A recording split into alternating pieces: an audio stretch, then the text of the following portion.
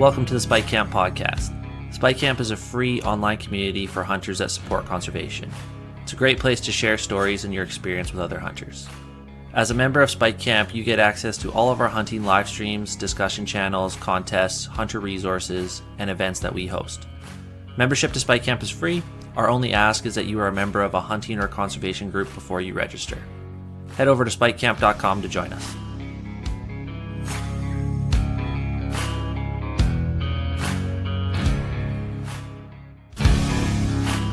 This episode of the Spike Camp podcast is brought to you in part by Wilderness Athlete. Wilderness Athlete is the premier nutritional supplement brand for those who live, train, and perform in the great outdoors. Their mission is to fuel the rugged lifestyle with science-backed, high-quality supplements designed for peak endurance, hydration, and recovery. Visit wildernessathlete.com and tell them Spike Camp sent you.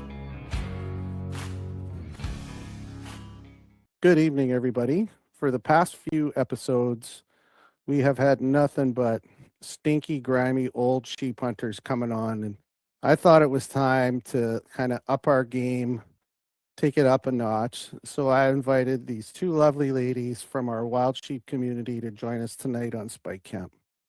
Please welcome Rebecca Peters and Hana Erickson to the show. Ladies, it's my pleasure to have you on. Thank you for having us. This is exciting. Yes, thank you. Awesome to be here. Thanks so much. Definitely. Yeah, no, it's good. It's long overdue. Rebecca, you and I have talked about this probably for over a year about trying to get a show together and get it going. So why don't we let's kick it off. We'll start with you. Maybe you could give us a little introduction. Tell us about Rebecca, how you got into hunting, and so on and so forth. Sure. So I am an adult onset hunter, and I was asked to go on a spring bear hunt. So this is my first experience with hunting as an observer. And I was told also that you could eat bear meat. So that really appealed to me because, you know, my passion is like fitness and nutrition, and I love spending time outdoors. So I went on this hunt as an observer. I didn't have my core, I didn't have my POW, and I loved it, except for it ended in a terrible ATV accident that left us in the hospital for 5 days. But despite that, I continued along on my journey, and we had some friends, and they asked us to go to a Wild Sheep Society event, and back then they were in Kelowna, and we said yes, absolutely. So we started attending the Wild Sheep Society events, and I don't even know how to describe it, but it was amazing. It was an amazing group of people, amazing group of hunters. They were really welcoming, and we just thought, wow, this is great. Let's keep going to these events because we're meeting people. We're learning about conservation, and it just started to become a part of our life. And then a couple of years down the road, my husband applied to be a director, and so he's been a director ever since. And then I slowly got started volunteering my time with some of the events and Jurassic Classic and things like that. But there was one thing that I noticed along that journey and along that time back then is that there wasn't a lot of women in that space. There were women, but just not a lot. And so it just kind of got me thinking that, you know, I really feel that women are just like missing out on this. This is like, these people are amazing. The hunting community is amazing. They're great. They're welcoming. They're encouraging. They're inspiring. Like, more women need to come to this because this is important. And so that's what gave me the idea to create the program Women Shaping Conservation under the Wild Sheep Society of BC's umbrella. So that's kind of a little bit about me. And then, you know, I've also had an opportunity along my journey to hunt deer, moose, elk, goat, and then just recently my sheep hunt with Hana.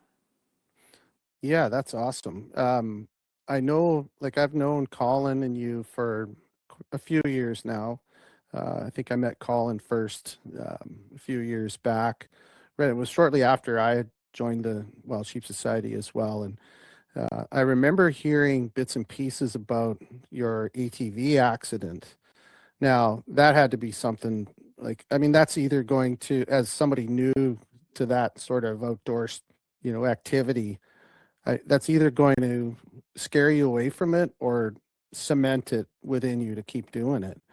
So that was just, correct me if I'm wrong, but that was you and Colin on a quad. Maybe you could just tell us a little bit about that, if you don't mind.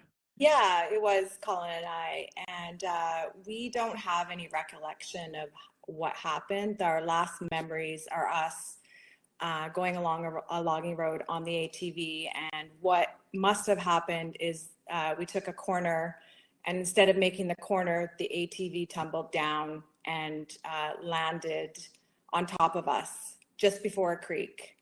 Oh my gosh. And his ATV is 800 pounds, and I was on the very bottom. Oh my God. So obviously we both had concussions. We were pretty badly beaten up, and I spent a good 5 or 6 hours under the ATV before I was able to slip away, and he spent much longer. So I was able to get out from the ATV, and I don't know how, 800 pounds is a lot. So it couldn't have just been my adrenaline. It was a lot more going on there. Obviously something was saving me, and I was able to crawl back up to the logging road. And I just remember looking right and looking left, feeling all beaten up, not knowing where I am. And I ended up going the right way. And it was about 5 kilometers back to camp. And then I was able to get help. When I got to camp, our friends didn't even recognize me. That's how much dirt. I mean, my hair was a bird's nest. It didn't even look like me. But as we healed and we moved on from that accident, it took me a really long time to get back on the quad. That was probably the most of it from that experience. Is like, it was really hard for me to get back on that. But I eventually did around 6 months to a year. And then I went back out on some backpack trips. Again, I didn't have my core or my pal or anything like that. I was just like with my husband doing stuff. So yeah, I think that I peeled through it, but there has been times in my hunting experience and along my journey where I freeze up a little bit sometimes. I guess so. I mean, that's pretty traumatic, and thank goodness the injuries weren't worse, right? Like, so Colin was when you hiked out for help, Colin was still trapped under the machine. Oh Correct. my goodness. Yeah. So what was the extent of the injuries? On, obviously you could walk, concussions. That's horrible. I had broken ribs. We Oh both my had goodness. concussions. What else did we have? Just they're called CK levels, and it's when the muscle has too much pressure on it for too long. Our CK levels were off the chart in the hospital. They didn't even want to let us know. My hips had expanded so much from the pressure of the ATV that I couldn't get my pants back on, and they were stretchy pants. Like, Wow. I was concerned that I was gonna have very big hips, and like it was extreme. But I think now when I am on my backpack trips in the mountain, and even with our sheep hunt with Hana, there were times where I needed to draw that mental strength and that mental toughness. And I always go back to that accident saying, look, you got through this. You walked in your socks 5 kilometers to get help. Like, if you survive that ATV accident, you can survive anything in your life. And it's really what I draw on a lot. Yeah, and I've seen a lot of people come back from some pretty scary things happening in their lives. And again, it's just like that old saying, you either love it or you hate it with sheep hunting. It's the same thing. I mean, you basically got back on the horse, and you continue to rely on your experience to remind you that you can tackle these challenges, right? Then that's a crazy story. I mean, you whipped right through it quick, and I was like, wait a minute, we better unpack that. Thank goodness, I've heard it a million times. Oh God, you're getting tired of it, right? Exactly. They call it. That was the elevator speech of the accident. Yeah. But it is a very unique way of starting your hunting experience. Sure. Right. Yeah. It was either going to I was either never going to try hunting again, or so I had 2 choices really. I'm either going to go through with it and heal and get back on the saddle, or I'm not. I'm going to remain a victim to my circumstance, which is not me anyway. So I worked really hard at getting back on the saddle because I really wanted to do this. And I started to really fall in love with hunting and the whole process of it, and harvesting an animal and the organic meat and all that stuff. So it wasn't a decision that was going to be no, it was going to be yes. Well, yeah, that's an amazing story. Well, we're glad you're still sticking it out and staying in the hunting game. That's awesome. And Hannah, I've only met you a couple of times, but maybe you could tell us your story. I heard some pretty interesting things from a close friend who knows you well. So let's hear it. Hopefully you can keep those stories to yourself. They're all good. They're all good. Yeah, well, first of all, Rebecca, very inspirational. Rebecca is one tough cookie. Yep. Really drug her through the mud too on the last hunting trip that her and I went on together, and she's one tough chick. There's no doubt about it. Awesome. Yeah, I grew up in a hunting family. I have one brother that I hunted a lot with when I was a kid. My dad was a hunter right from the time he was a little guy, out of necessity more than anything, because he had 6 sisters and a mom to provide for, and his dad was gone prospecting a lot of the time and working odd jobs here and there. And so so he learned, I think he learned how to hunt when he was about 10 years old, and then did it to provide for the family. So that was just way of life for him.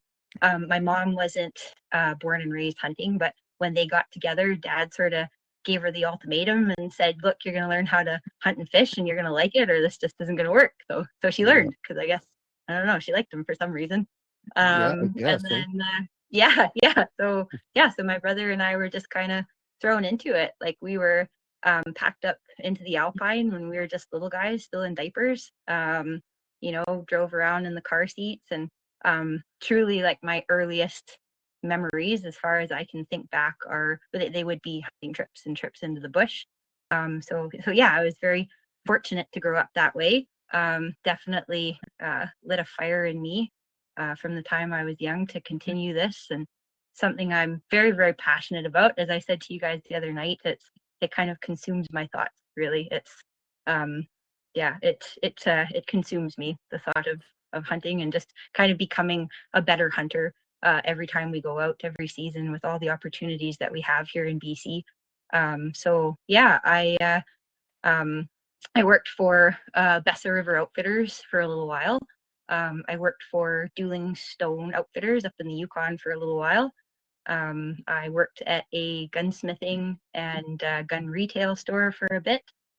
And then for the last several years, I had been running Chilcotin Guns. I didn't own Chilcotin Guns. Some people think I did. I did not. I just managed Chilcotin Guns for a few years. And then, and then this opportunity came up for me to apply as the executive assistant for the Wild Sheep Society of BC. And it just seemed like the right next step to progress in the world of conservation. So, that's me in a nutshell. As Justin Kaliski says, when you talk to him, you have found your tribe, right? Yeah, that's right. Yeah, 100%. Yeah. I love that saying. I use it all the time. So I'll have to give him credit for that. Well, boy, that's definitely a different background, hey, than Rebecca, as far as, the experience in the field and stuff. And so when you first got into working for outfitters and stuff, what was your first roles? Were you like a wrangler or camp staff, or how did that all work? Yeah, so when I first got hired on with Bessa River, I was hired on as a cook and a wrangler.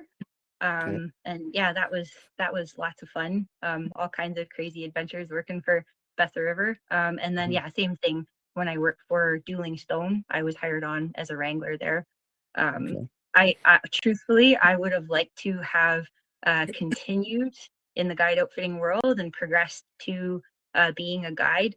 But unfortunately, bills have to be paid. And as many of you know, as all of you know, guiding is very seasonal. And we have lots of animals. We have 4 house dogs. We've got a kennel full of cougar hounds, a bunch of horses. We've got cows. And so unfortunately, a person has to maintain a certain level of responsibility.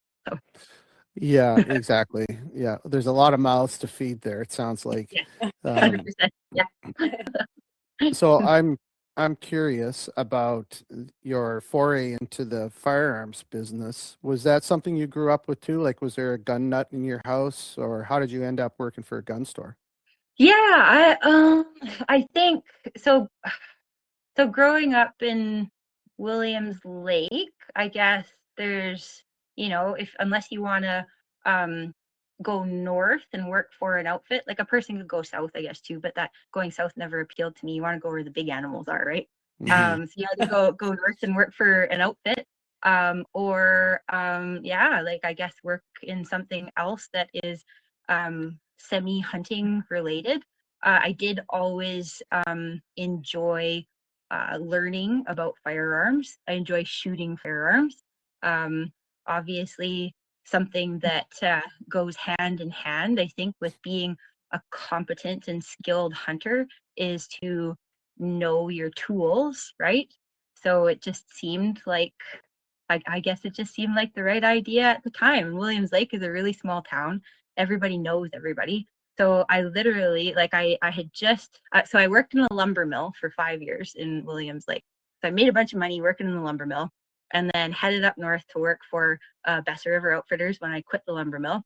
Came back from working up there and I walked into the local gun store slash gunsmithing store and told the manager slash owner that I wanted a job. And yeah, it was like 2 days later I was hired. So Wow. yeah, that was pretty, but that's, yeah, small town stuff, right?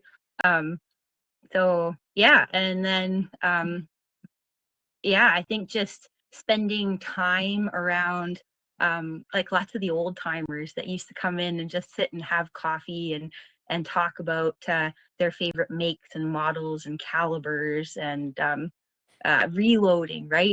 Bullet composition, um, like all of that stuff, scopes, various triggers to put in your rifles, just all of that. You can't help but sort of absorb it when you're just immersed in it all day. Hmm. So yeah, it really like it became a bit of a passion of mine. And then I think, yeah, sorry, maybe this is too long-winded of an answer. No, no, no, Um, no. This is great. I think I got to a point where I realized, things were only going to go so far at that store, but I still wasn't sort of ready to leave the world of firearms.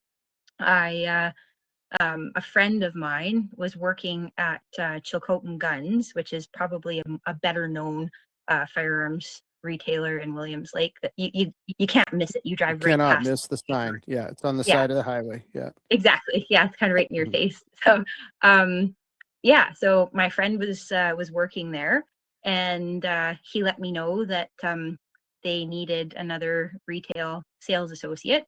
So yeah, kind of packed my bags and headed over there. And again, small town, everybody knows everybody. So it took me a couple of days, and I had a job. Mhm. Maybe probably not even like and I had a job. And yeah, within a year, I was um, managing the store. So that was pretty cool.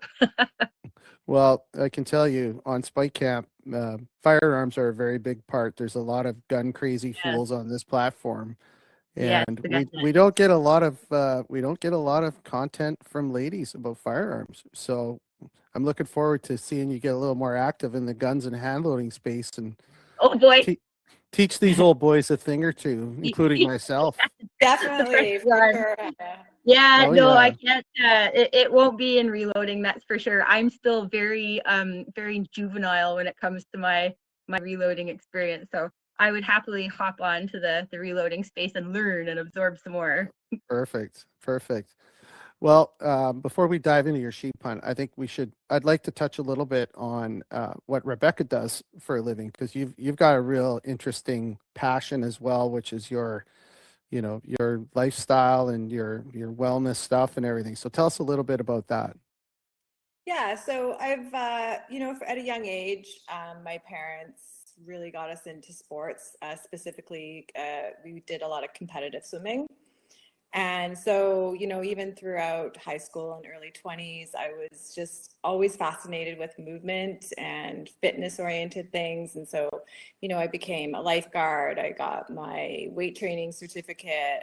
Back then they called it aerobics certificate. Oh yeah. And so I've always just had this passion and curiosity about the body and how it works and how to fuel it and what to eat. And so, but interestingly enough, I never pursued it as a career. And so the majority of my life, I worked for corporations, mostly downtown Vancouver. I was a manager for a mortgage and investment firm. And I was able to do very well there and work my way up. And, you know, and then about 6 years ago, I became very ill. And most of it was due to just like chronic stress from my job and things like that. And so I decided that I was going to do a shift in my career and actually go into what I really wanted to go into in my early 20s, and that I didn't do. You know, back then my parents were very like, you know, you need to get a job and you got to have a salary and you need to have holidays, and like they were very like that. They were just really encouraging that way, like, but at the same time, it wasn't really what I wanted to do. But anyways, I decided to go back to school, and I had already studied lots along my journey. I was fascinated with fitness and health and holistic health. And, you know, I had family members that got very ill on the way. So I was always studying, always learning.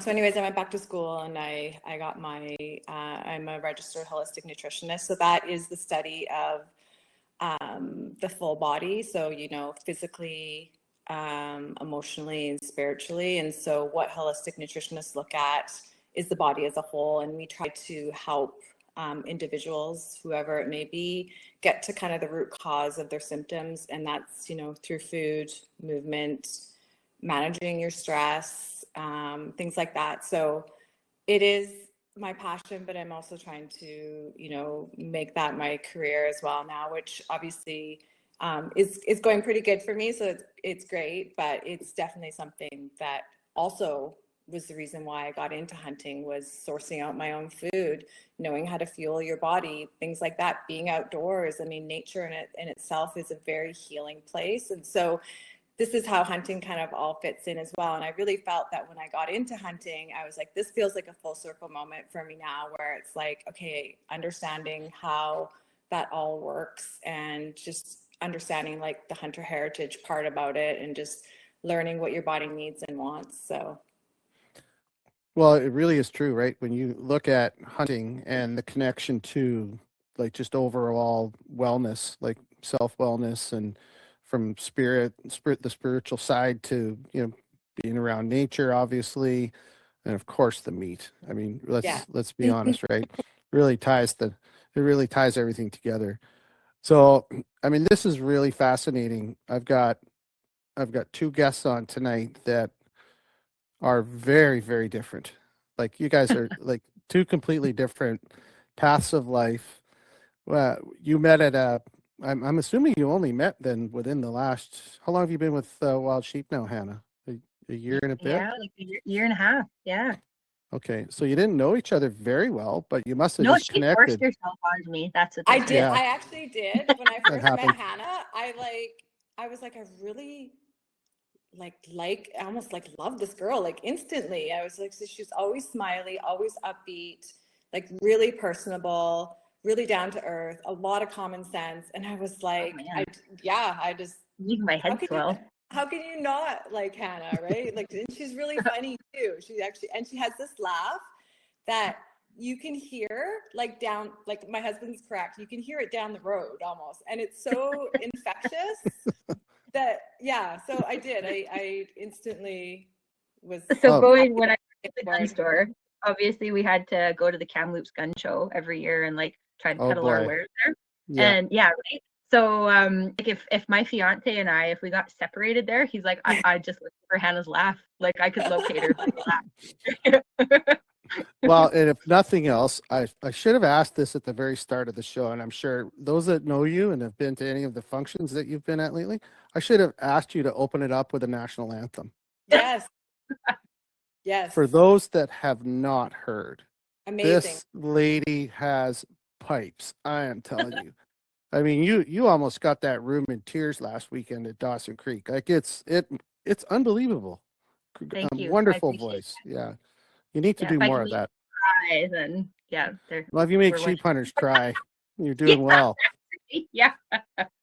I mean, maybe they were most of them were crying because they didn't win the doll sheep hunt. But yeah, anyway, that was later on in the show. So I just want to unpack a little bit more stuff with both of you, and then we're going to jump into the sheep hunt. But Hannah, I have a couple of questions for you. So my wife and I are blessed with three wonderful kids, two boys and a girl. They're all grown up now, right in that 30-ish range. My Yeah. daughter's the youngest. I'm a little ashamed of this. I've said it before on my show, but when my kids were young, like I just pushed my boys, like, let's go, get your stuff. We're going. It's 5 a.m. We're heading out, Yeah. whatever. We're going hunting for the day. But when it came to my daughter, and I believe she's on the show tonight. She's at home Oh, listening, so she's I watching. get spicy. Yeah, it could. She might get spicy. But when it came to my daughter, I didn't really even consider, like I thought about it a little bit, but as she was growing, starting to get to the age where she could come out and hunt for herself and hunt with me, it was her that initiated it. She said to me, she goes, like, what's going on here? When are we going hunting? And I was like, okay, you want to? And then, you think, well, the little girl, no, she's not going to want to. And then I started bringing her out. And now, literally, it's like all three of my kids are hunters. Steph is a fantastic hunter, arguably the best shot in our family, way better than her father. And she's an absolute badass. What was it like for you? Like, when did you know this was it? Like, obviously, you grew up around it, but what was it like Yeah. as a little girl getting into the hunting space? Oh no, Steph's typing. I'm in trouble. Oh, yeah. I can't wait to see where it's definitely right. Yeah, yeah. Yeah. You know, I don't think I've ever really put as much thought into that process as I have since I started working for the Sheep Society and started doing podcasts and was asked to contemplate it a little bit more. Truthfully, it felt like such a natural progression, a natural transition. My like I don't know, my dad and my mom, they never treated my brother or I differently when we were out in the bush. They expected the same things from both of us. We all went out and got firewood together and brought our rifles in case we bumped into a big buck. It felt so right. And I think because of what I was exposed to at such a young age, it created a lot of confidence within me just being immersed in it all the time. And so as I got older, like into my later teenage years, it kind of felt right to start venturing out on my own and looking for deer by myself. And I was really fortunate. Like, we didn't grow up with a lot of money, but we grew up in a really phenomenal area. If you're going to grow up somewhere being a little hunting bush baby. We lived on 90 acres on like half of a private lake. There was only one other family that lived on the other half, and we were completely surrounded by crown land out in Horsefly. So yeah, like my brother and I, when we were little, we would just like take off with our little hunting rifles and go look for things to kill. Wow. not that we were successful all that often, but we really figured we were doing something. Like when we were so I was actually born in Langley, and my family lived in Hope until I want to say until I was 2 or 3 years old, maybe 3 years old. Then we moved to Horsefly, and that's where I grew up. But I remember when we were little, my brother used to be in the stroller and I used to be walking along beside my parents, and my dad would pack a slingshot with him everywhere we went. And we, like, my brother and I, like, once we could talk, we couldn't say the word slug. And you know those big black slugs that live everywhere in the Lower Mainland, those nasty things? We would go stugger hunting with mom and dad. So like with the slingshot. So it all seemed like really natural and really normal. So it was just normal for you. So Totally. Rebecca, I can only imagine going to your first experience at one of the wild sheep events and seeing all these dudes there with their rams and telling their stories. What was it like for you when you start to get immersed into it? Obviously, you've got your husband there, with you side by side, but when you come to like the hunting discussions and things, was there a sense of intimidation or like were you a little overwhelmed there? Yeah, most definitely. I mean, if I think about it, I remember thinking that there was a specific language to speak. Like, for instance, I can tell when someone's not a hunter because they'll say, "What did you catch?" And it's like, "What did you shoot?" And so I used to say, "Hey, what'd you catch?" And then Colin used to say, "Well, we're not fishing," right? Like he used to train me on these. And then, bigger words like ungulates and things like that. So I would have conversations with people and hunters, and I'd have to go back to Colin and be like, "Okay, this person said this and that. What does that mean? How do I respond?" And like, I really felt it was a little bit of a different language. And, but I remember feeling so curious. And I remember feeling the Wild Sheep Society of BC, I remember feeling so welcome and just really inspired by all these people that had been hunting for years and had just think about the amount of money that you spend on gear. Never mind Oh, the time that you miss from work. And then the whole process of hunting, I just was really fascinated with it. And I was almost to the point where like, oh, I wish I grew up like this. When Hana was just saying, oh yeah, we used to go and shoot shit. Like, I didn't get to do that, but that sounds amazing. I would love that, right? So I think Ryan Redicott just said, "Sounds like the dream." It really was, Ryan. yeah, It was. We had an awesome definitely. childhood.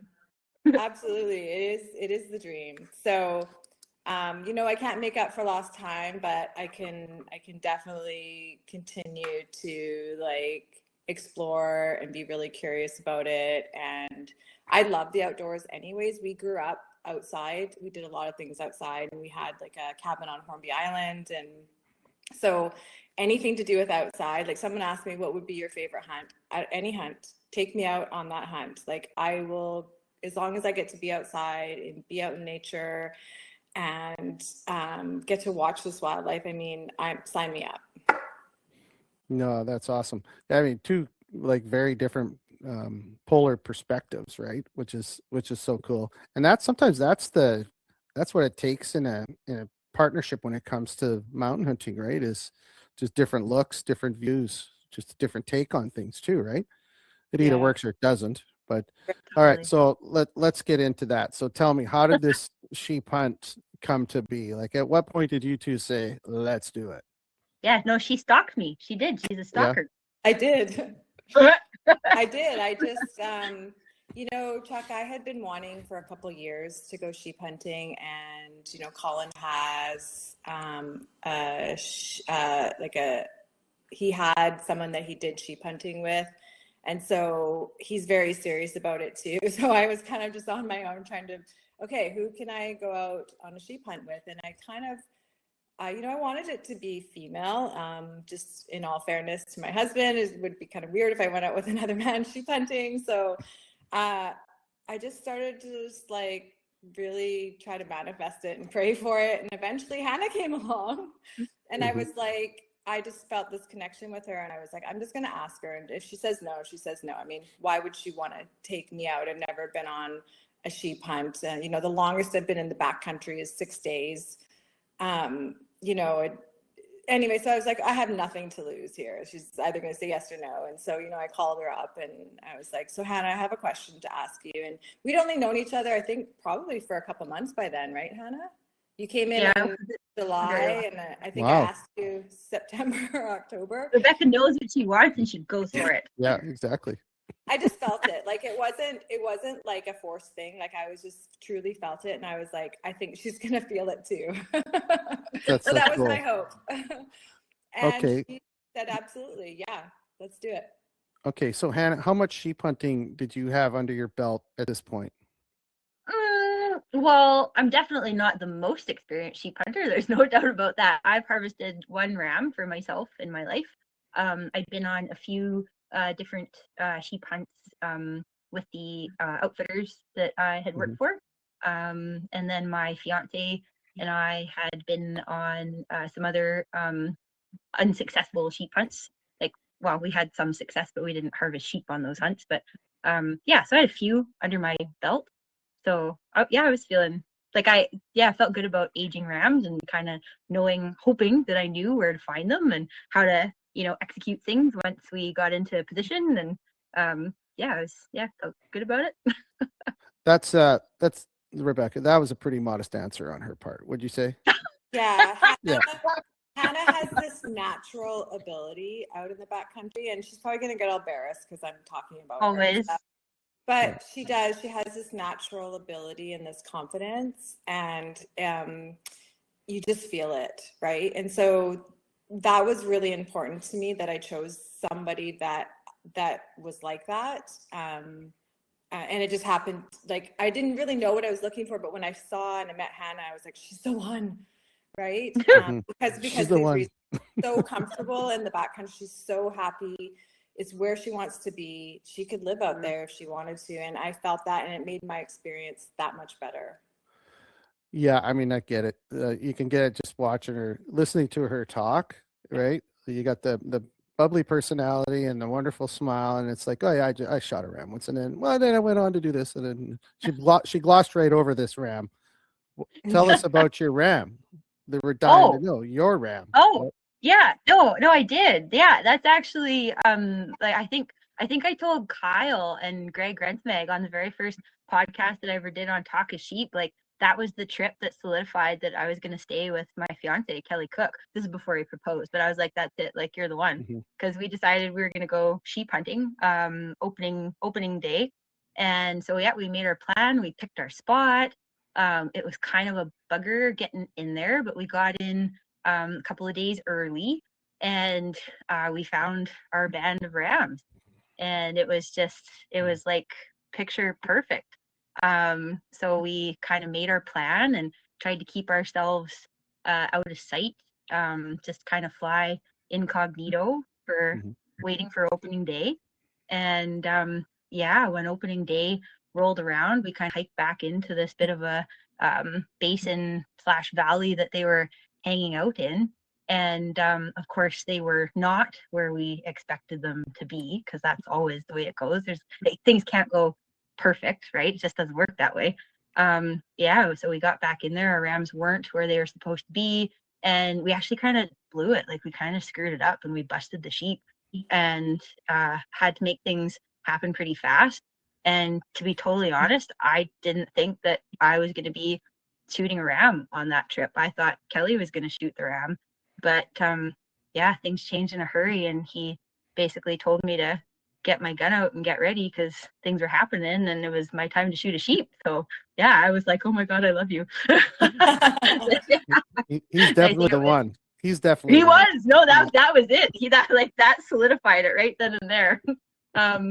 Yeah, and it was I think the first shot, so he was kind of side hilling up the opposite side of the valley at what the heck was he at?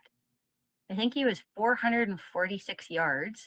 Wow. And yeah, and Kelly had just purchased this brand new Christensen Arms 6.5 PRC. I'm sorry, 6.5 PRC lovers. Like, I know that there's some of you on here, and I'm sorry for your misfortune. That round, when it first came out, it was touted to be like the be all end all sheep caliber, right? Like, this is. Are you talking Creedmoor or PRC? PRC. Yeah. Okay, 6.5 yeah. PRC. Yeah, sorry, I didn't say that. I got excited for a second there. Reliving it all in my head. Yeah, the 6.5 PRC. Even the Creedmoor. Sorry, Rebecca. I'm just not a 6.5 fan. I have a feeling you like it to start with a 7 or a 3. Right? 3. You would be correct. Yeah. He's a 300 PRC girl, guys. Look out. Sit down, boys. Let's hear it. Okay, I'm gonna quickly sideline here. So when I was 15 years old, I told my dad that I wanted to go up and work for a guiding outfit that was just south of the Yukon border, because we had a lady friend that worked up there. And my dad goes, okay, we're gonna need to get you a grizzly gun. So he bought, for when I was 15 years old, he bought me a 350 Remington Magnum. That was my first gun. Right? Wow. So I'm downgrading to 300 PRC. Yeah. Okay. Anyways, You're using the so, training. You're using the training rifle now, right? That's what you're doing. yeah, that's right. So yeah, so I think 446 yards, and they were down like down lower in elevation too than we kind of anticipated that they would be, and that's sort of why we busted them. So I was resting on this old burnt off sort of a root wad that was kind of like wobbling back and forth under my weight, and yeah, Kelly called the yardage, and I popped off a shot and hit it kind of, I don't know, just like maybe that far back behind the front shoulder. So it's a pretty good shot. And the little bugger with the 6.5 PRC in a 143 grain ELDX, he just like condensed himself and kind of like sucked it up and just kept on trucking up the mountain. And then like kind of picked up speed. And his other buddies that were with him, they sort of passed him in the process, heading up. And I missed him. I missed him on the second and the third shot because yeah, he was gaining a little bit of momentum, which he shouldn't have been with a 300 PRC. He wouldn't have been. And so he was, yeah, he was kind of like just making his way up out of sight, out of our lives, and he headed up this kind of a steep, sort of a cliffy area, and maybe had another, I don't know, maybe 40 yards to go, and he would have been out of sight. Like we would have had to climb over the next mountain and go after him. And thankfully, I hit him on the fourth shot, about an inch away from where my first shot landed. And I think just the fact that he was almost going vertical when he was leaving, that shot knocked him off balance and he went tumbling down the mountainside and obviously like dead when we got there. But pretty wicked experience, pretty cool experience. So that the kill shot would have been about around 600 probably at that point? No, it wasn't that far. It was probably, no, it was more around maybe around 500. Yeah. Maybe a little over 5. Honestly, I don't even remember anymore. I just know that first shot was like 46. Yeah, interesting because people will ask me a lot. They're like, "What's your with all the long range technology and things out there today, and the turrets and all these wonderful rifles that we have, what's your comfortable range?" And I put I answer it by saying my maximum effective range is 600 yards. Which to me, what that means is that would be the follow-up shot in a worst case scenario. So I want to be within 400, maybe 500 max, and have that ability to shoot at that 600 yard range. And totally. I think too many people don't think about that. It's like, all of a sudden, shit hits the fan real fast after, like you said, great bullet shot placement, which you think would have dumped him in his tracks, but something happened inside and he kept going. But okay, totally. Congratulations. Sorry for the diversion there, but so the ram, how old? What were the characteristics, etc.? He was big and heavy, double broomed, and 9 years old. Yay! Tank of a ram. Congratulations. Thank you. That is awesome. Pretty cool. Yeah, and then a black bear actually tried to steal him from us when we were making our way up there. I couldn't believe it. This black bear, like right on top of the mountain. Kelly fired a bunch of warning shots at him, and the little bugger didn't want to take off. So, yeah, It was an experience. Jeez, no kidding. Well, I didn't know this was going to be a ram down episode. I'll have to redo my title. Thank you. That's a long time ago. It still doesn't matter. It counts. It counts. Okay, let's tell me how the plans go. So, tell me, how did the plan, like who decided what? Did you have a spot in mind? Like, how did that all go down? How did you end up picking your spot? You want me to tell him, Rebecca? Yeah, Hana had a magical spot, and I was like, please take me there.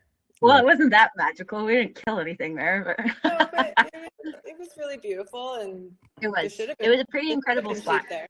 Yeah. Kelly and I, we had been like not moose hunting in that area specifically, but moose hunting on a river kind of nearby there, and without trying to give away too much about the spot, because I do plan on going back at some point. But just kind of like heard stories about some of the rams that had been taken in this adjacent area, and seeing a couple of pictures of some absolute hogs.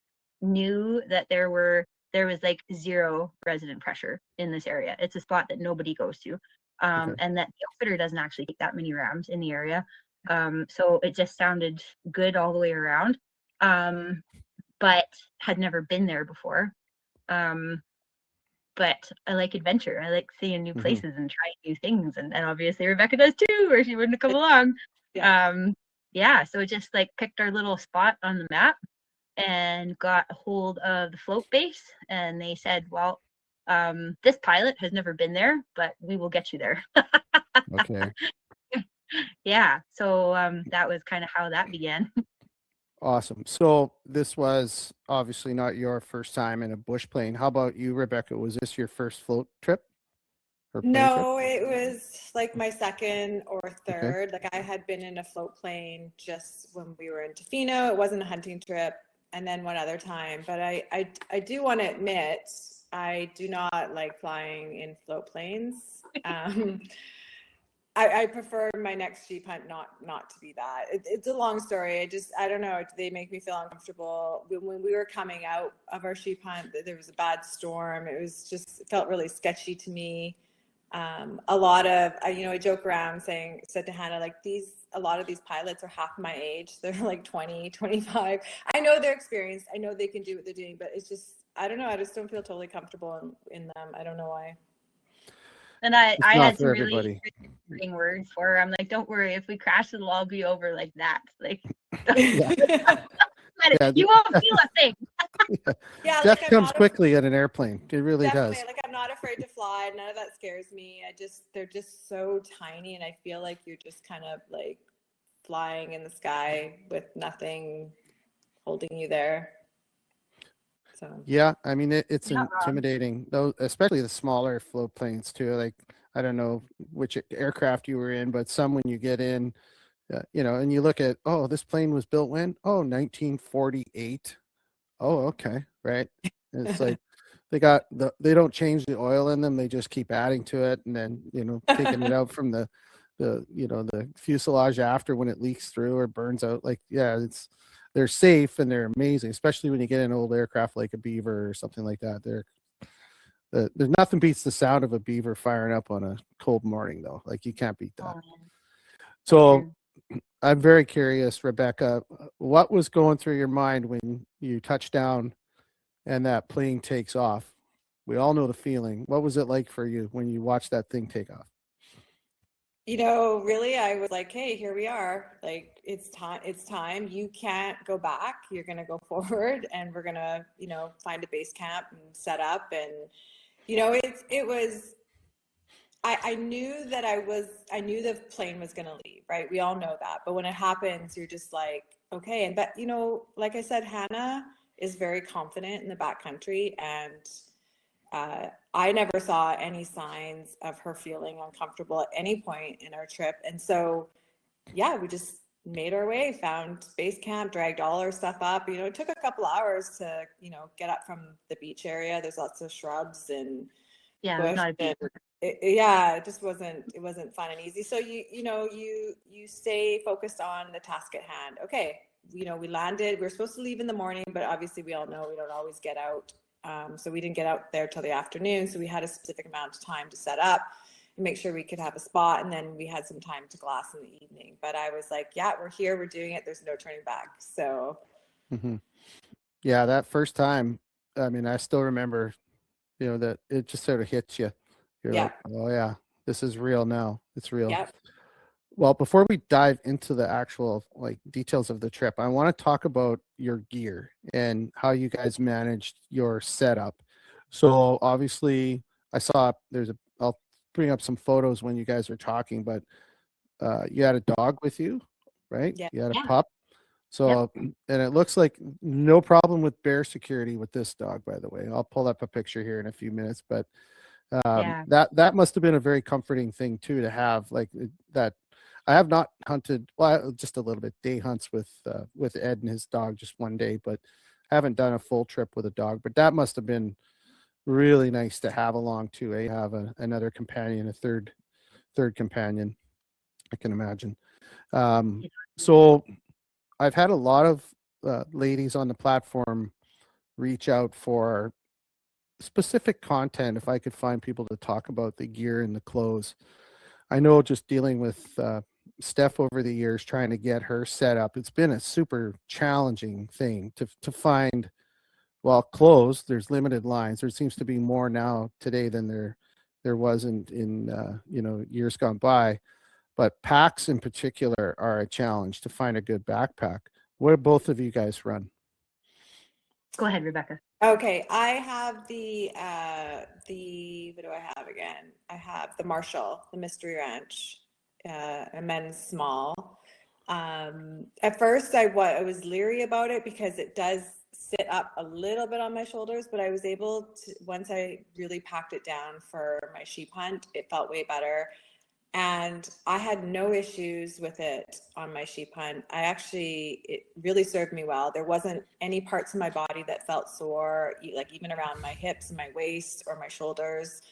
So I was really impressed with it. It did the job, and I had no complaints and nothing, like there was no wear and tear on it. It fit me perfectly. So that could be an option for some women. Mm-hmm. Okay. And Hannah, what were you running? I was running also a Mystery Ranch Marshall in a men's size small. I've had 2 of those packs because, they were the most accessible to me when I was purchasing packs at the time. So I've run the Marshall for probably the last 12 years. So it's pretty sacked out, been on lots of hunts. And that was its last hunt with Rebecca. It just about crippled me, honestly, on that hunt.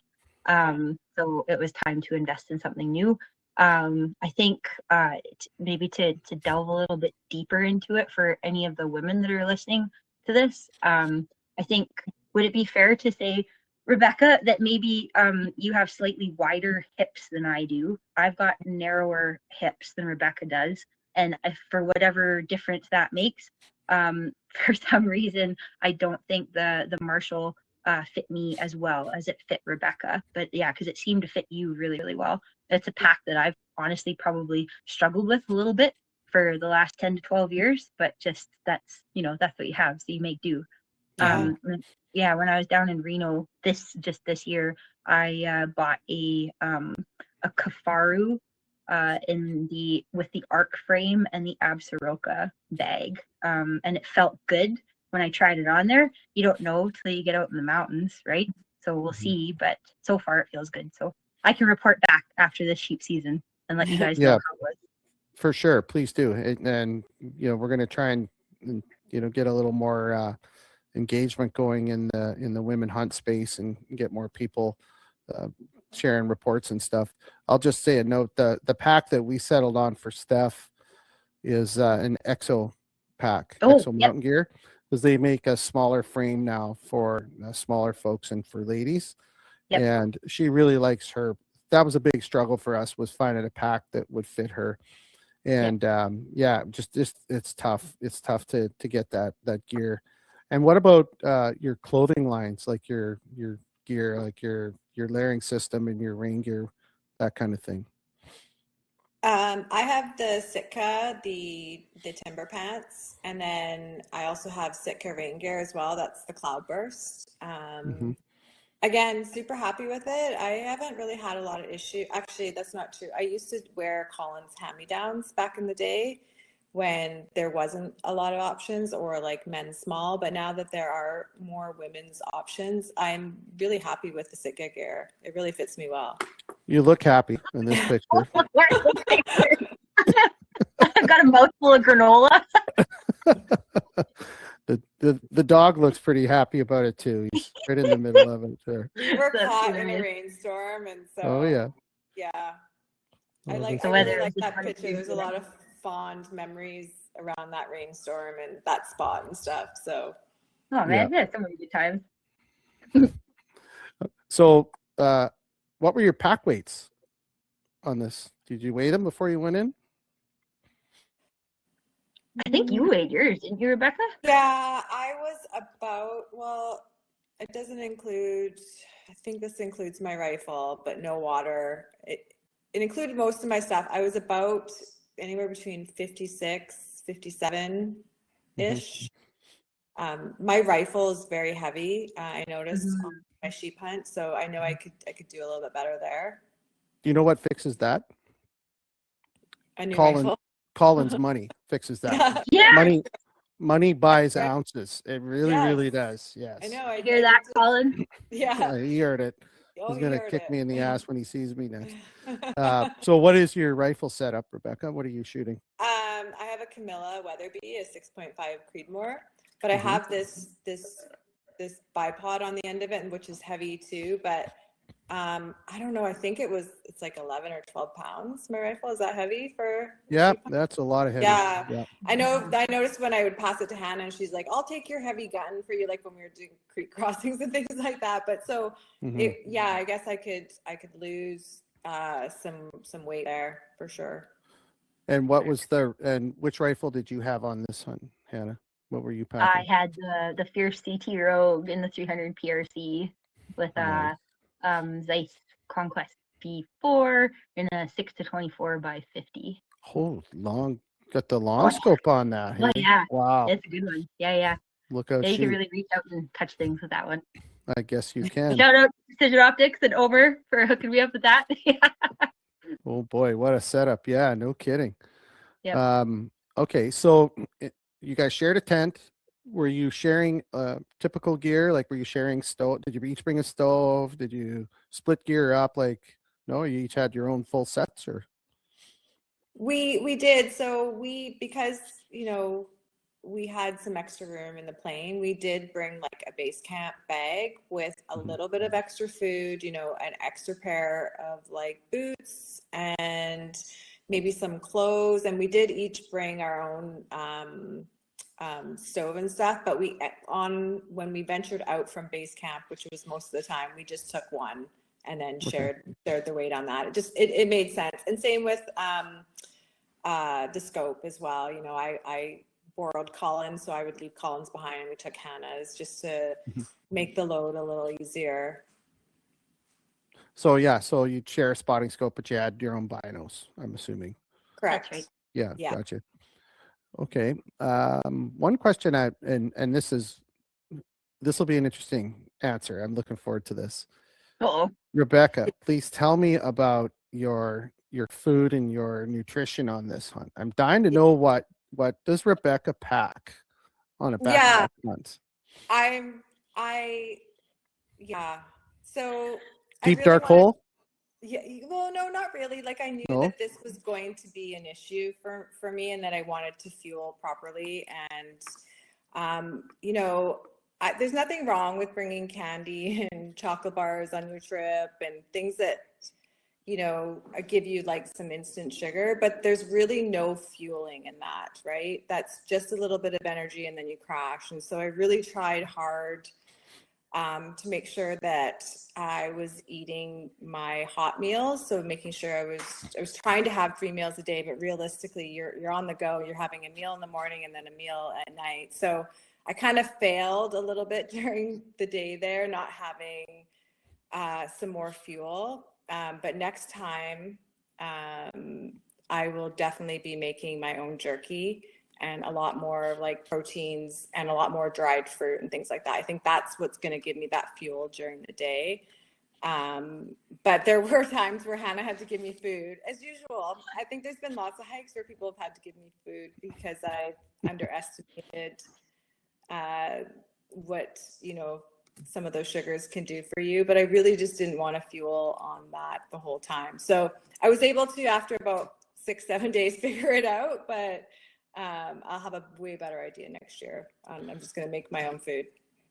So did you do calorie count and ounce count, that kind of thing? Like, how deep did you get into the planning side of the food? Yeah, Colin gave me some tips. He's like, you're gonna need about this much or that much. I do my own training at home. I know it's nothing compared to walking with almost a 60-pound pack on your back, but I think I estimated 3 meals a day at 1,500 to 2,000 calories, right? So Mhm. if I was able to have that afternoon meal, like hot meal, I would have been better. So Yeah, I think I did fairly good, other than there was a few times where I stole Hannah's food. Well, it's crazy how your appetite and the desire for certain things changes throughout a hunt, right? Like Yeah. I can imagine Colin's probably sitting here watching this and enjoying it too, hearing his wife talk about, the healthy, clean, wonderful lifestyle and nutrition plan you have at home, and then having to dig into a nasty old chocolate bar on the mountain and enjoy every ounce of it, right? Like it's true. It happens to all of us. If you're, Yeah, if and Don't let her fool you. She loved it.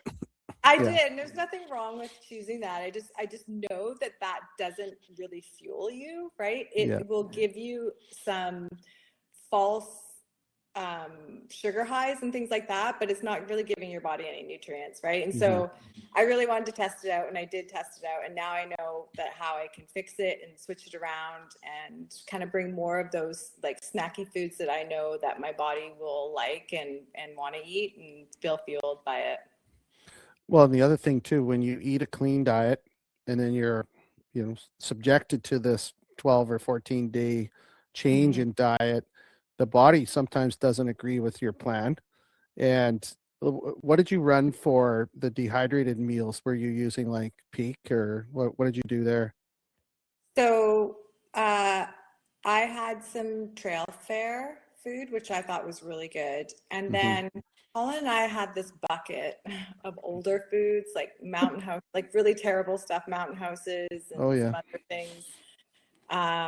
Look, I don't want to make fun of anybody's food or anything. Whatever you choose is great. But like I know that these foods don't make me feel very good. And by about day 10, I was starting to not feel well. Like I couldn't eat Oh, another dried meal, and I was willing to like not eat for that reason, because it was just making me feel really sick, and it just didn't feel good anymore. So, which was great, and the reason why we did bring food to our base camp. So at base camp we had some like honey and like some was a cracker and some tuna. So I knew that I was going to be okay once we got back to base camp. I could just chow down there and get some fuel.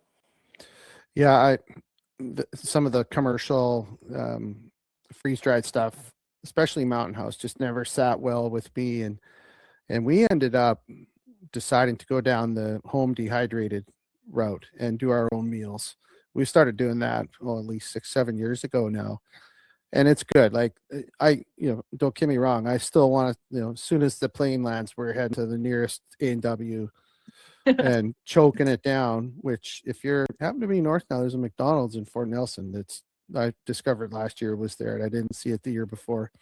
But yeah, I mean, your body, that's the thing. If you haven't done these hunts before and you just follow what's on the internet, you could be in for a surprise if your system doesn't like it. Yeah, Yeah. So it's a challenge. do you have a freeze dryer then? We Is just that have a dehydrator. We dehydrate dehydrated? our meals. Okay. Yeah. So there's a few things I like about it, and Blake will attest to this too. And I think I got Ed doing it now. He's making his own meals too. And there is some fantastic meals. Trail fares. If I'm buying them, it's trail fare. Theirs was good. Yeah. Theirs are really, really good. And I throw a few, I just started throwing a few of theirs in as well. But I have some dietary issues that I have to kind of watch myself. But there's a few things I like about doing the meals, from home.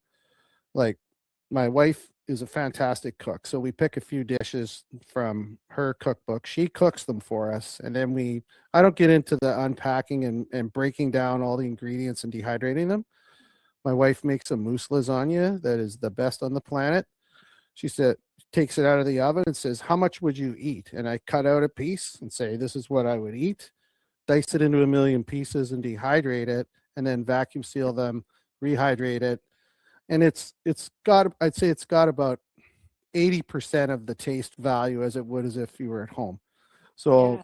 which is, if I took a Mountain House lasagna, it doesn't have any percent taste value compared to that one.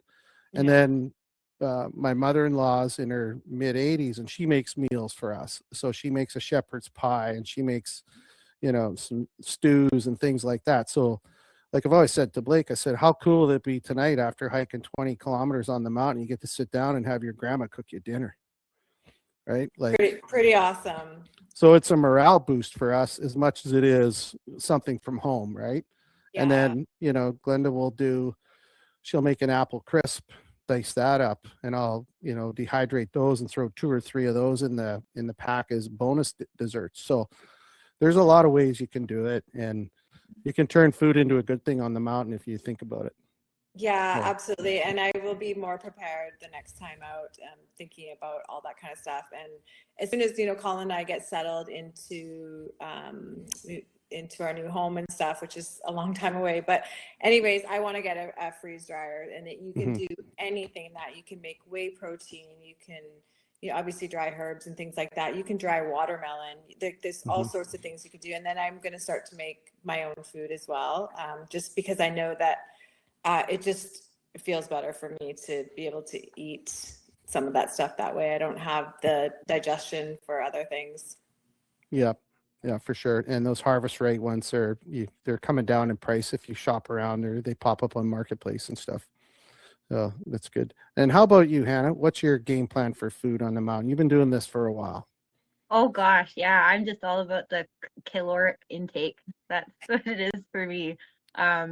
Yeah, peak meals. I really like the fresh truck meals that are made in Burns Lake. I think that lady does a really Also good very job. good, yeah. Oh, Yes, yeah. I had those ones too. Yeah, those were good.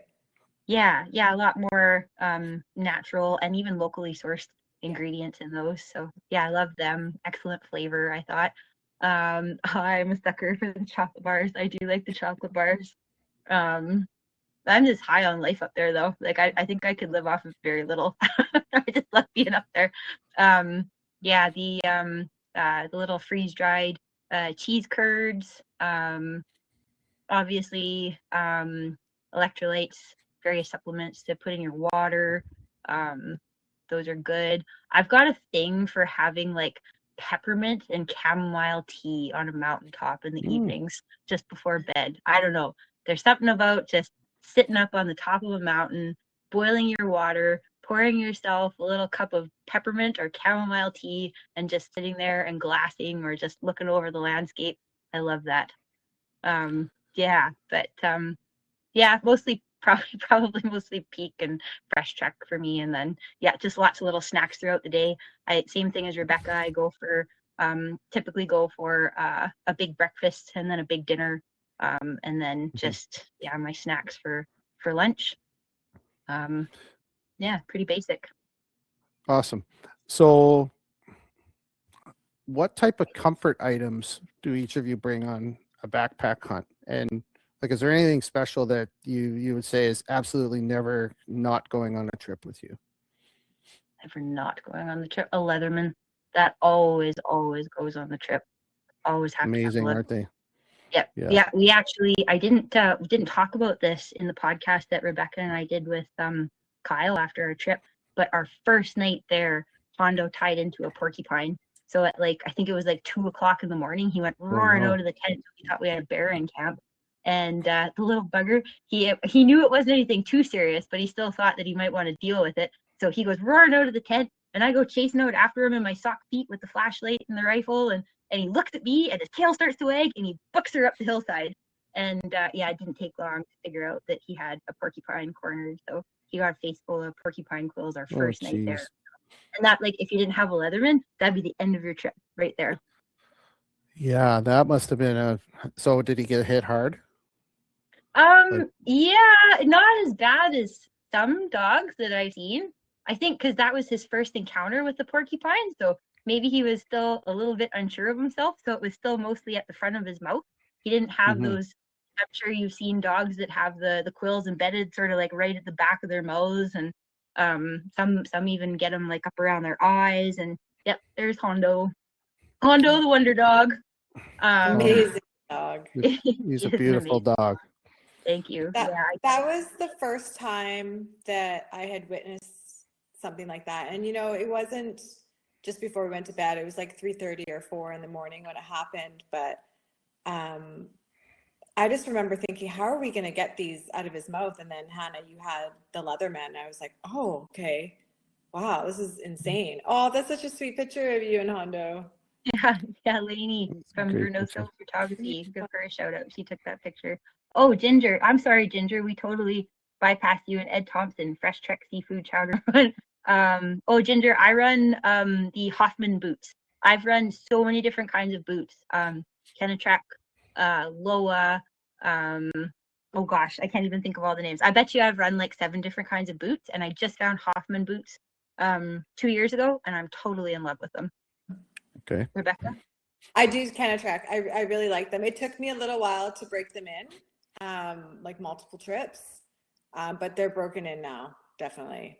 But I love them. I think I got maybe one little blister on our sheep hunt at one, and then all of a sudden, 6 or 7 days in, my ankles and my feet were like toughened up, and that was it. So I liked my boots. And Ed Thompson, yeah, good on your dad. The Leatherman's the way to go for the porcupines. Yeah, I mean that's something else, hey. When you Yeah. the poor dog, you feel so sorry for him. The only thing you can do is just hold on tight and just get him out of there. Totally. Yep. Yeah. That's all you can do. I think Rebecca was a little bit nervous because her and Hondo were still kind of getting acquainted, and he's got some pretty big teeth, and we kind of had to get right in there and dig those quills out. So. Yeah, he didn't want my hands in his mouth, and he barely wanted Hannah to do it. So yeah. Yeah, and you probably didn't want your hands in his mouth either. I would bet. It was quite the awakening at 4 a.m. Yeah, that's right. Yeah. So, that's not the only canine that you encountered on this trip. Tell us about that. Oh, okay. Yeah. We're bypassing so many parts Oh no, of the story. okay, stop. We'll come back. We're gonna run out of time. Yeah. That's okay. No, let's go back. Talk about sheep hunting. Okay, so we're an hour No. and 15 minutes. Let's talk about your sheep hunt lead up to the other subject we're going to talk about. So tell me about sheep hunting. We haven't done any sheep hunting yet on this trip. Yeah. Do you want me to kind of carry on, Rebecca, or do you want to take it away? You started off because well, after talk about our 2-day trip. Yeah. After our 2-day trip, yeah, right. For 14 days and 65 kilometers, but it wasn't like easy 65 kilometers because like there's some guys that'll put on like 100 kilometers in a sheep hunting trip, but like these were like hard kilometers. Like it was bushwhacking and like creek crossings and it was like just nasty, ugly stuff for so much of it. But we saw some beautiful country. But the morning the morning that Hondo encountered the porcupine, got that all squared away, got him stiffied up, and then got a couple more hours of sleep. And then we started making our way kind of towards our destination, our first destination that we had in mind. So at the float base, there was this really kind gentleman that gave us a little bit of intel on one of the spots that we were already kind of thinking about going. So it wasn't our first spot that we had planned on going, but after we talked to him, we decided to make it our first spot that we were going to go to. And so we started making our way down a little bit of the remnants of an old horse trail. There wasn't really much left in that spot. So we, picked away at it where we could and then had to bushwhack for, probably like 80 or 90% of it, I would say, along that first stretch.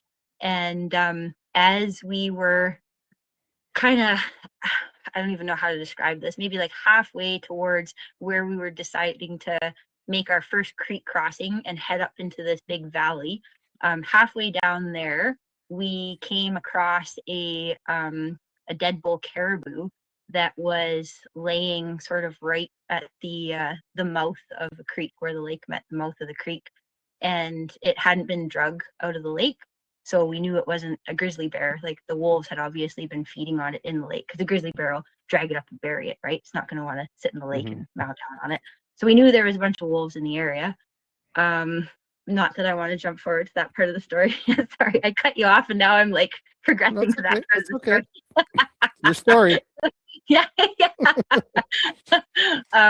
Yeah. And then started, we crossed our creek and it was just nasty, disgusting, hot, like, I don't know, I think it was like 30, 32 degrees. It was horrendous. And the sun was it opener? Sorry to interrupt. Opener hunt? Yeah. Sorry, yes. Yeah, yes, it was hot. Yeah. Oh man, and the bugs. Like so we were hunting region 6. So, and don't you guys dare look on your maps to try to figure out where this is. Region 5, like that was the first time I'd ever hunted sheep in Region 6. And like, holy cow, the bugs on that side. Like, I thought they were gonna like pick Rebecca up and like fly away with her. They loved Rebecca. Yeah. Yeah, I was covered head to toe, gloves and net over my face, like everything. It can be crazy. It can be so crazy, actually. There's only one word for it. Yeah. They can really drive you mental too, like just the sound of them and like all the bites you're getting. So like having the net over my face really helped. That calmed me down. Like I was like, okay, I'm fine as long as they're not biting my face anymore. I was good to go. Yeah. But yeah, we started. We got through our first creek crossing, started making our way back up into this high. Sort of, it was kind of like it was kind of a long winding valley that was just a mess of like blowdown and willows and just alders and nastiness all the way up to this high alpine pass. Beautiful once you got up into the pass, but it was just the getting there that was horrendous. And after we crossed the creek, it went from like plus 32 to just like torrential downpour. And like we didn't even have time to get our rain gear on. Like we were soaked. We're like, whatever, like we're soaked now. Like what's done is done. Just keep plowing through these wet willows, get smacked in the face by wet willow branches, which is my favorite, as Rebecca found out. Yeah, it's the best, Nothing right? beats me down like willows and alders. I forgot about those ones, yeah. Oh man. Yeah, and then decided we made it to one kind of like half-assed little open grassy patch and decided that's where we were going to put up our camp for that night and wait out the storm. So yeah, did that, and next day made our way back into this this little kind of like a high alpine lake, and that's where we set up for a few days. And yeah, like we spent a lot of time glassing there. We saw quite a few caribou. We saw ewes and lambs, and we ended up seeing some young rams. Just never saw any shooters. We actually saw some legal caribou when we were in there, so good to know for future potential caribou tags, maybe. Yeah, and I have to tell this part of the story because I have to give credit to Zeiss. I have to. I didn't tell this part of the story when Rebecca and I did our podcast with Kyle, but that the Zeiss, and I think the combination of the way that Jackson and Omer mounted it onto my rifle, like spot on. So Rebecca and I hiked back into this one little valley. Yeah, found some ewes and lambs and young rams, decided nothing there worth sticking around for, came back out, and again, just beating the alders the whole way, getting in and out of these places, just horrendous. And we had one creek crossing to get back to our main camp. And as I was like mid-hop across this creek, my Kafaro gun bearer like snapped open, and bam, my scope landed in the boulders in the creek, like underwater, like right on the top of the scope. And I was like, man, like that's it. Like our sheep hunt's done. Rebecca, you're shooting the sheep. Like we're not drawing straws anymore. We know we're still the sheep if we find one. So yeah, so that was pretty disheartening. Got back to camp. I was all bummed out. Poor Rebecca's like trying to make me feel better, and I'm like, oh, I just need to sleep on it. Like I'll feel better in the morning. So slept on it. Woke up the next morning. There was like a big boulder with a couple of white patches in the middle of it that were like 200 yards from camp. And we were planning on leaving that area anyways that day and going all the way back to our base camp and heading up into like a totally different area to try it out. And so we decided that we were going to shoot our rifles and make sure that our rifles were still on for her sake as well, because like they had endured some beatings on the way into that spot. And yeah, like God bless you, Omer and Jackson and Zeiss Optics, because I got set up on the bipod, settled myself in, fired that shot at 200 yards, and it was like that far above the white spot on the rock. Like perfect. Really didn't even knock it off. It was like amazing, because like, man, that sucker hit hard. And then yeah, that's awesome. Make a long story short, then the next day, with the trusty rifle and scope, Rebecca and I killed a wolf on our way back out of that spot. So he was on the caribou? No, they were done with the caribou by the time we came back down. So I think he was just kind of scouting out for their next meal, their next hunting spot. We didn't see any other wolves with them. Oh yeah, there he is. Yeah, right up in sheep country. We were right up like almost at the very top of the pass there. And it really wasn't far from where we had seen ewes and lambs that morning, actually. Yeah, Rebecca and I were sitting there glassing some cliffs before we dropped back down into our main valley, because it was so bloody hot that everything wanted to hang out up in the cliffs, just as high as it could possibly get on the mountaintop. So we just didn't want to walk ourselves past anything prematurely, should anything be hiding out in the cliffs. So sat there and glassed for a while, and I can't remember if I was looking through my binoculars or the spotting scope, but I just looked away for a minute to give my eyes a rest. And I see this like kind of like a tall, skinny black thing on the horizon. And I was like, what the heck? Like, is there a person coming up here? So bring the binoculars up, and I'm like, holy fuck, Rebecca, it's a wolf. Like, Get the gun. you know what you're expecting to see, right? Like, yeehaw, game on. Yeah, for sure. So so I'm like, holy cow, it's a wolf. I didn't say holy cow. No. Yeah, That's get your rifle set up, and I had ranged him, and just as I ranged him, he dropped out of sight. So we're like, oh crap, okay, well, we missed your chance. You don't get very long to kill a wolf, because they're pretty cagey. And so we're just discussing what our plan is, get the rifles set up on the bipods. We had already ranged them. And I said, okay, if he doesn't come back out again, I'm going to howl, because there's a good chance there's going to be more than just one. And if there is, then, open season on the wolves, just keep shooting until something drops. It's a party. It's a party now. That's right. But before we got a chance to howl, the poor little dummy popped back out again, right in the same spot that we first saw him. And Rebecca just kind of confirmed the range. And I think he was 281 or 286, or there might have been 5 yards difference between your rangefinder and mine. That's another thing. We had our own rangefinders. Yeah. Sorry? I said it was something like that. Because remember, he popped his head back up, and I was like, I can't believe he's popping his head back up again. Yeah. Because I don't think I saw him the first time that you did, because you're like, wolf. And I was like, where? Like, I didn't turn in time. And then, I was like, oh, he's not going to show himself again. And then he shows himself again. And like, wow. Oh, man. Stupid. Cool. Yeah. Yes, story, buddy. Yeah. So like I had already ranged him. And at 281 or 286 or whatever he was, I just dialed for 300, because that's close enough. And when he popped out, like, sorry, Rebecca, like I didn't even give her a chance to shoot. I just dropped down to my rifle and fired off a shot. And I knew it was going to be hitting a little bit higher, because it was dialed for 300 instead of 280 or whatever. So I just aimed a little bit lower on his chest, and because he was facing us head on, so it was quite a narrow shot. So I just aimed at the bottom of his chest, and it just kind of hit him right at the base of the neck, and that was it. Just yeah. And Rebecca's like, I think you missed him. Just dropped nope. Well, like everybody misses wolves, right? Like we always say God loves wolves, because man, they're hard to kill.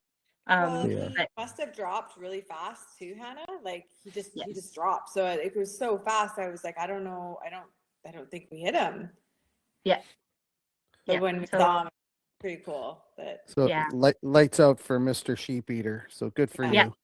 Yeah. That was good. That kind of made the whole hunt. We felt good about that, killing a wolf right up where the sheep were. And as you should. I mean, that's what you should be doing when you get that opportunity, for sure. Yeah. Yep, 100%. So now the sheep hunt becomes a wolf hunt, and then you got to go back to sheep hunting again. So how far into the trip are you on this now? How many days? That was day 7. Okay. I think so. Yeah, I think so. Day 7. Yeah, because it took us about 2 days to get back into that lake, and then a day and a half, I guess. 5 or 6. Maybe it was 6 actually. Yeah. Yeah, and then we stayed there for 3 or 4 days, and I don't know. It's all blur. We were delirious at that point. So did you guys go into that second valley drainage that you wanted to get into? Did you do that too? We did. Yeah, we did. Yeah. Yeah, we went back to base camp, just took a night there, just had some more, kind of settled in, and then we headed right back out the next day because we only had a certain amount of time left. Mhm. Yeah. Yeah. So we headed headed back up into that next spot, and that was we should have hit it first. That was the most Really? promising spot. Yeah, Yeah. without a doubt. Was Yeah, we saw one goat in there that we could have gone after, but he was just a lot younger than what either one of us, I think, really like personally would have been happy taking. So he lives to see another day unless the outfitter got him. And then interestingly enough, we didn't actually see sheep in this area, but we found like daisy fresh beds, poop, and then way up on top of the mountain, like it was kind of like this really nice long grassy slope right at the top of the mountain. You would never ever think it, because basically all the way around the top of the mountain was cliff, and there is one very specific spot that you could actually get right up on top of. And once you got up there, just this beautiful long grassy stretch that was probably, I don't know, 250, 300 yards wide across the top. And it just sort of angled up and then dropped down into a nice bit of a high, like sort of a hidden alpine basin. And of course, it was our last day, just pissing down rain. Like, we couldn't really spend any time out there. All the sheep are hiding, but you could see sheep beds everywhere, sheep poop absolutely everywhere.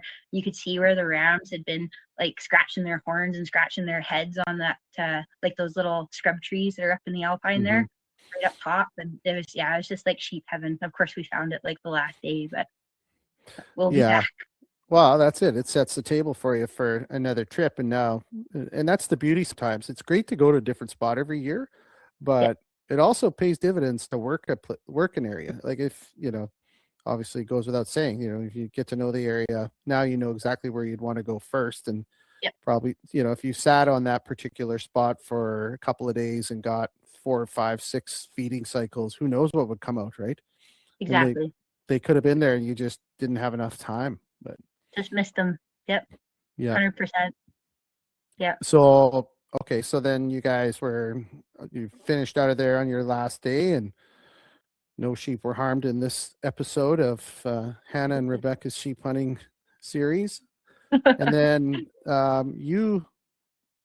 for some reason, my iPad just is now trying to search something that I said. Oh, that's handy. So you came home, and Hannah, you went back out, right? Did you do a second trip? I did. Yeah, I did. I was just going to add to the very end of the trip too, to like give more credibility to Rebecca's like stick-to-itiveness. We actually got stopped in for like 2 days after we were supposed to get pulled out. We're stuck there for like another 2 days. So yeah, it was a long go. Rebecca's tough, guys. She is. There's nothing like being stuck in a tent for 2 days, right? Like, you know what's really awesome about the sheep hunt is you really get to know the person that you're sheep hunting with, like the stories. And there were so many other things that we did on this trip, like, that brought us close, and just the sharing everything. Like, I didn't really think about all that stuff, but like, you're with that person 24/7, and it was amazing that way. I really enjoyed that. For better or worse. Yeah, for better or worse. Yeah, exactly. It is it's a temporary marriage for sure. Totally. Right, when you're out there. Yeah, that's right. Yeah. Anyways, sorry to again cut you off there. I'm really good at that tonight. Oh gosh. No, I'm jumping around a bit too. There's so much. You guys are a 4-hour show. That's why. Like, I could do this for hours. So before we go back to your second trip, I'm gonna just ask a couple questions. So, Rebecca, what would you say was your biggest aha moment or like learning moment on that trip?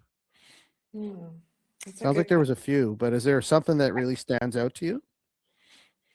Yeah.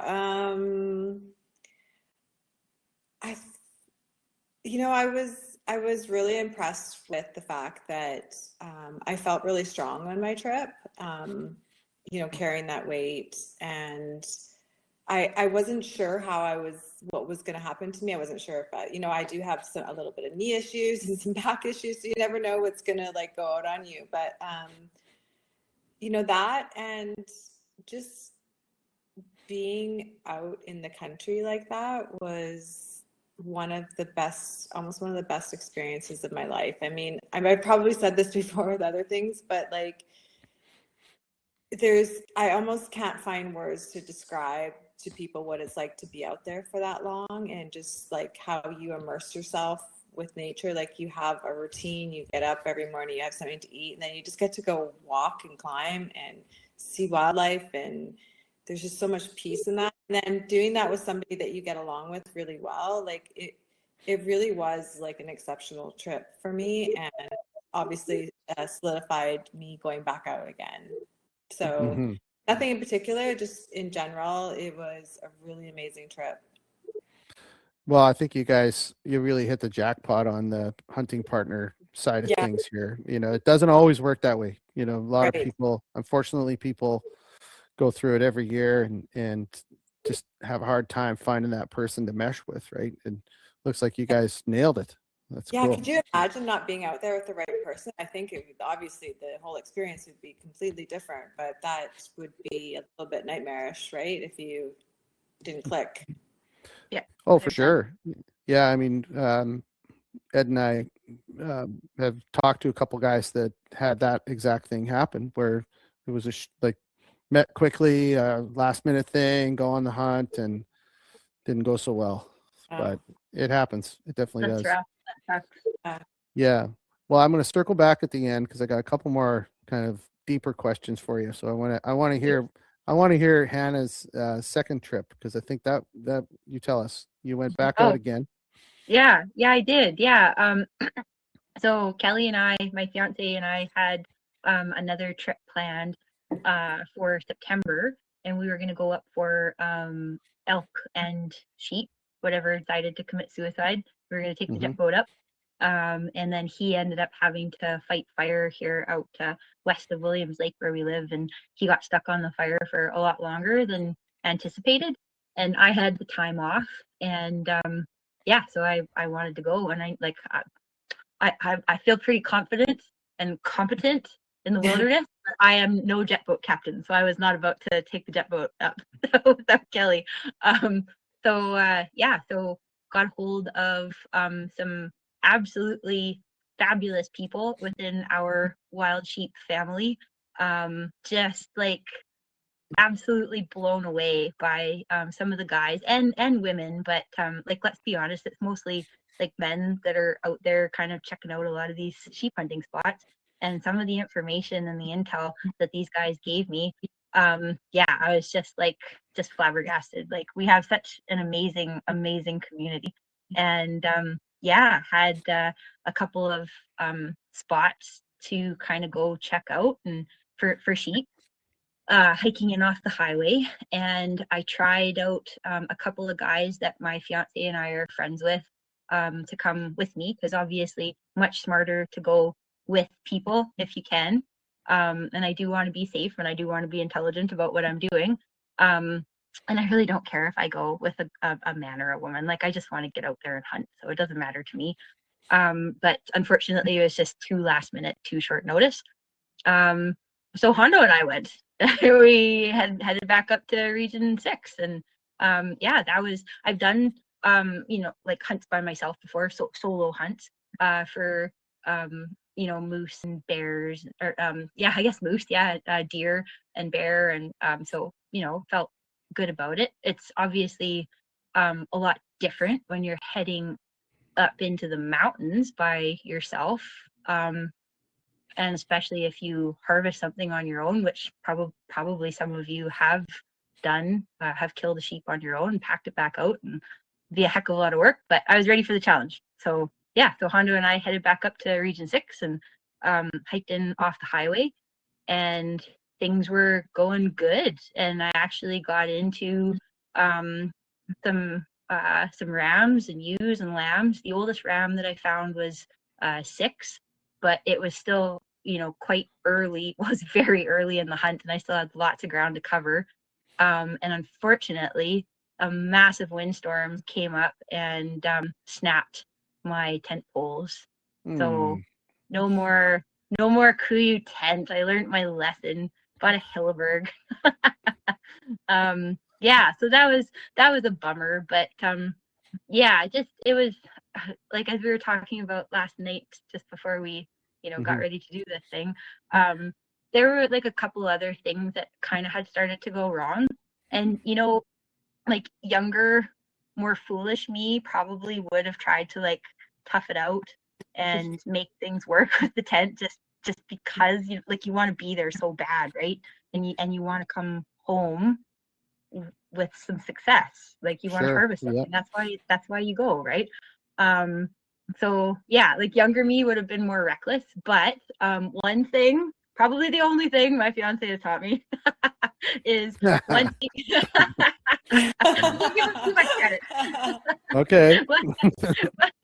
once certain scenarios kind of start stacking up against you, it's almost like God, I believe in a higher power or the universe or whatever you want to call it. Like something's telling you, okay, like it's not time. Like it's time for you to back out, play it safe, live to fight another day, come back again. So yeah, things are just stacking up against me, and I decided, okay, I would like to come home to my fiance and all of my other menagerie of animals. So Yeah, for sure. yeah, so came back down off the mountain, and then yeah, just kind of puttered around the highway for a couple of days, hoping I could find some poor unsuspecting goat again that wanted to commit suicide off the highway. That didn't happen, so I came home.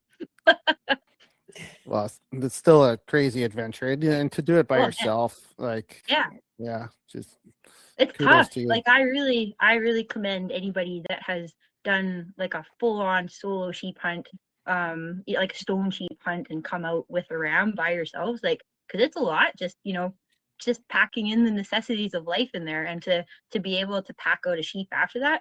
I had a little game plan in mind. I had a strategy for if I was able to harvest one up there, so I think I could have got her done, but maybe I'll go back up there.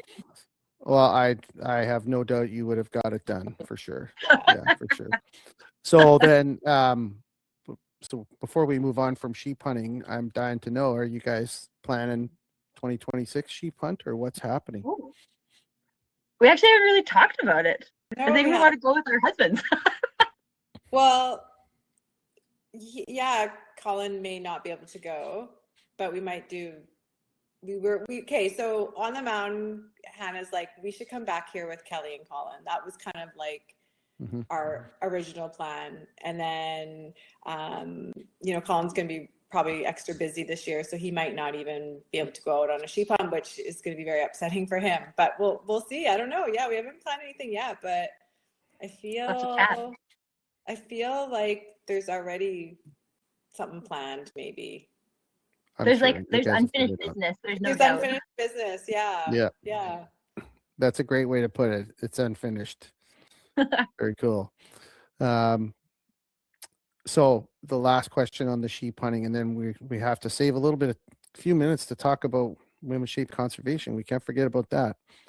Sure. Just last piece of any advice for women wanting to get young ladies, women, adult onset hunters, whatever it is, any advice for these gals considering getting into sheep hunting? I want to hear from both of you, but you go ahead, Rebecca. Want me to go ahead? Okay. Oh, I feel like we should answer Damien's question too. Oh, yeah. No, you go ahead, Rebecca. So we'll circle back, Damien. We'll circle back. Sorry, can you repeat the question again, Chuck? I just want to make advice. sure. Advice for a female of any like age or experience level wanting to get into sheep hunting, having done it once. What's your advice? I would make sure it's something you really want to do. Sheep hunting or mountain hunting is no joke. So, make sure it's really something you want to do. I would definitely start with going into the Alpine overnight a couple times, just getting familiar, sleeping overnight, making sure that you can sleep in the tent, those kinds of things. And that's really important. And then second is like, you could probably do a sheep hunt without training.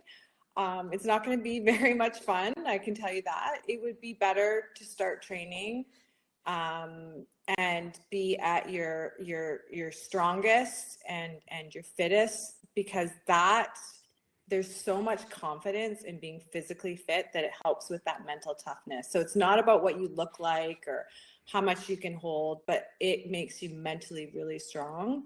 And when you're mentally really strong and you're going out into the mountains or doing these types of adventures, it makes it that much better for you, and it's that much more enjoyable. And then if something does happen, then you know that you're capable of being tough enough to get through it or to do whatever you need to do if you have some type of emergency as well. So those would be my two things. You can always talk to people about gear and stuff, but I think those two things would be my first. I would just add, that's very good. Thank you. I would just add to that, if you train, even if it's a little bit, and you make yourself better than you were when you first thought of it, what it does is it gives you a little bit of confidence, or a lot of confidence. And confidence will translate to the mental toughness, and those two things will get a lot done on a mountain. Like, you can push yourself, right? And you can be a little overweight, you can be sore knees, but like at some point, you've got to have confidence and be able to get it done, right? Like, it just has to get there. 100%. So, yeah. And Hannah, how about you? Advice? Yeah, totally agree. Yeah, I would say for somebody just getting into it, find some kind of a mentor / partner that you really like, that you really get along with, somebody that has confidence in the backcountry, that has experience. If you can find somebody that's calm and level-headed, that's going to make you feel calm and level-headed in the bush, because if it's a big undertaking. A sheep hunt is a big undertaking.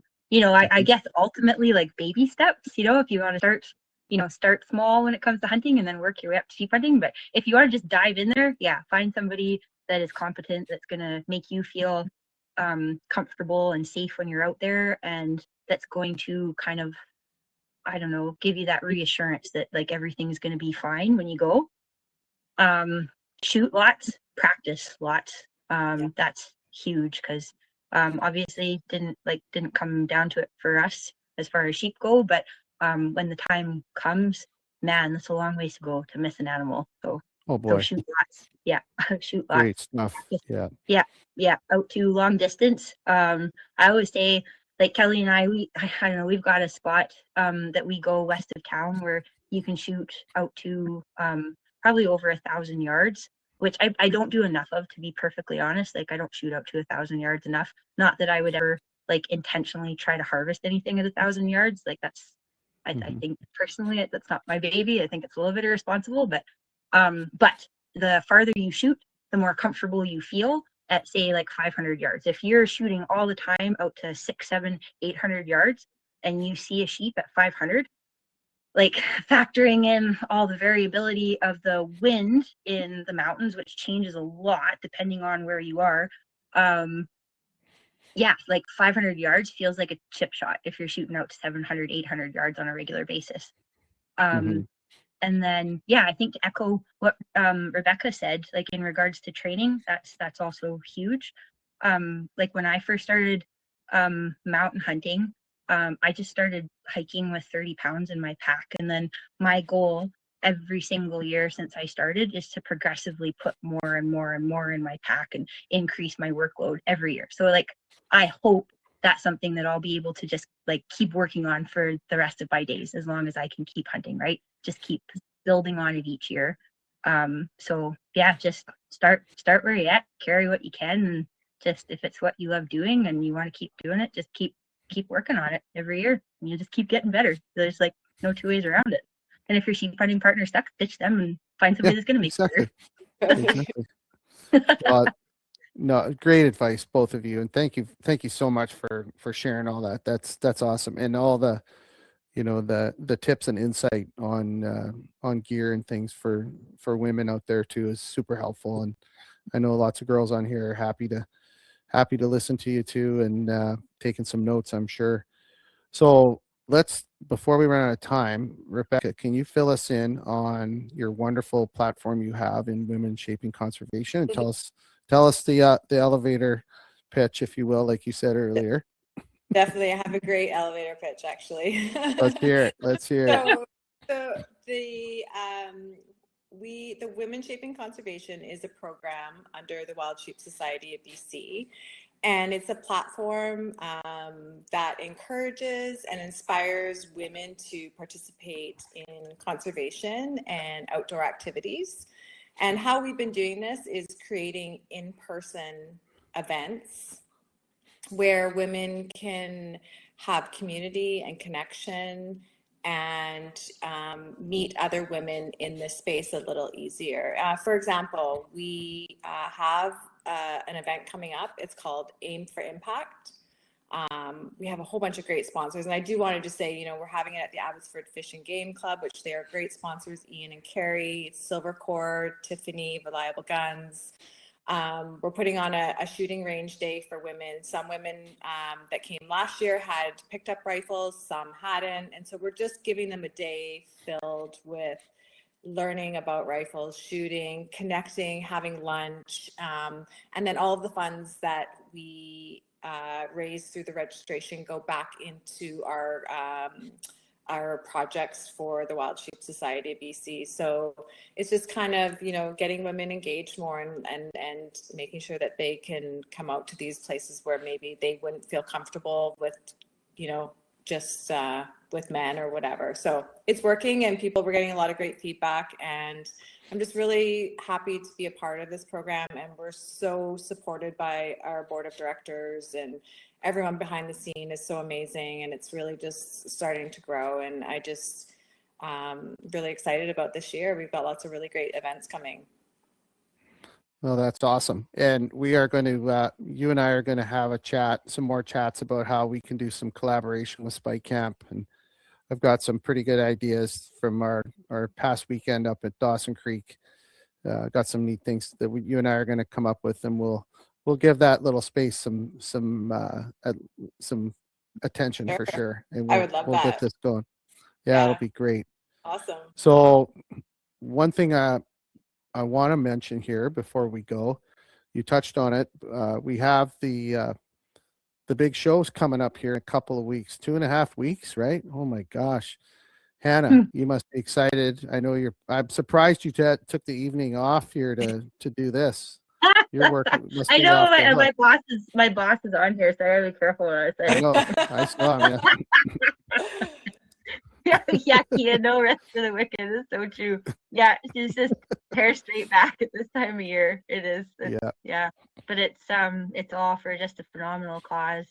And if you guys aren't attending, you have to be. You don't know what you're missing. Penticton, the Salute Conservation and Mountain Hunting Expo is one you do not want to miss. And you're surrounded by people that all love the exact same thing that you do. And we're all raising money to ensure that we preserve the things that we love to pursue and the way of life that we want to continue. Like, you have to be a part of it. You have to. You absolutely have to.